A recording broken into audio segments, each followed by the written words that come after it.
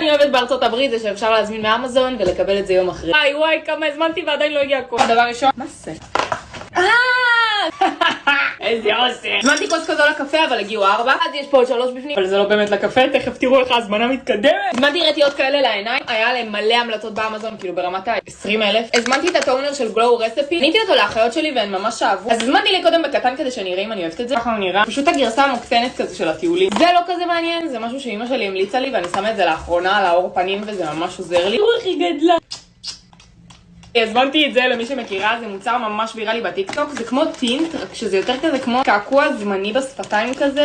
מה? הגיע פה 2? תכתבו אם אתם רוצות שאני אעשה סרטון שאני מנסה את זה. הזמנתי את המסכה הזו לשפתיים, גם עליה היו המלצות באמזון בקטע מטורף. זה מגיע המסכה וזה. הזמנתי בטעם של סוויט קנדי. מושלם. אני כבר תקופה כל הזמן שותה בחוץ מאצ'ה, ואני ממש אוהבת מאצ'ה, אז אמרתי יאללה די בואו נקנה הביתה מאצ'ה. קניתי מאצ'ה סט, בואו נפתח. אז ככה זה נראה, קערה מושלמת